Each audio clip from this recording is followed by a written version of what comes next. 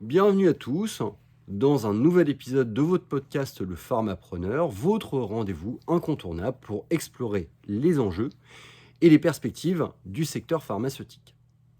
Je suis Arnaud, votre hôte, et aujourd'hui nous plongeons au cœur d'une problématique cruciale pour notre système de santé, à savoir la lutte contre la fraude à l'assurance maladie, avec un accent particulier sur le rôle central des pharmaciens dans cette bataille. En 2023, les fraudes à l'assurance maladie ont atteint des sommets alarmants, totalisant un montant record total de 466 millions d'euros. Cette somme, vertigineuse, révèle l'ampleur du défi auquel nous sommes confrontés et la nécessité urgente d'une action concertée. Le gouvernement, déterminé à endiguer cette menace croissante, mise sur la coopération étroite des pharmaciens, des acteurs incontournables du système de santé français. Mais pourquoi les pharmaciens sont-ils au cœur de cette lutte contre la fraude ?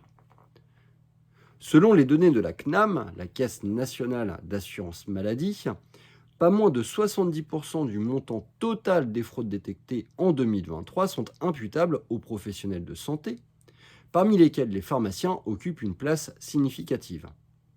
En effet, ces derniers sont impliqués dans une variété d'infractions, allant de la surfacturation à la falsification d'ordonnances, mettant en lumière la complexité des défis auxquels ils sont confrontés dans leur pratique quotidienne. Cependant, il est crucial de faire la distinction entre les erreurs involontaires et les fraudes délibérées. Certaines pratiques frauduleuses peuvent découler de lacunes dans les systèmes de gestion et de facturation, ainsi que des pressions économiques pesant sur les professionnels de santé. Dans ce contexte, les pharmaciens se retrouvent souvent en première ligne confrontés à des dilemmes éthiques et pratiques délicats. Face à cette situation alarmante, l'assurance maladie déploie des moyens considérables pour intensifier la lutte contre la fraude. Des investissements substantiels sont prévus pour renforcer les équipes dédiées à cette mission, notamment en recrutant de nouveaux agents et en formant des cyber-enquêteurs spécialisés. De plus, des mesures techniques innovantes sont envisagées, telles que la fusion de la carte nationale d'identité avec la carte vitale, afin de prévenir les abus liés notamment à l'usurpation d'identité et à la falsification de documents. Dans le cadre des négociations conventionnelles en cours, l'assurance maladie cherche à mobiliser les pharmaciens dans cette lutte contre la fraude.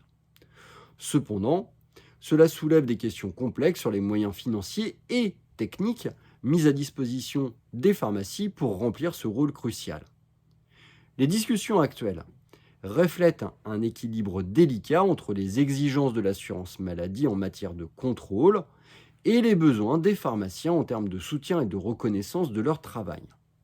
Alors quel sera le dénouement de ces négociations ? Quelles seront les implications concrètes pour les pharmacies et les professionnels de santé ?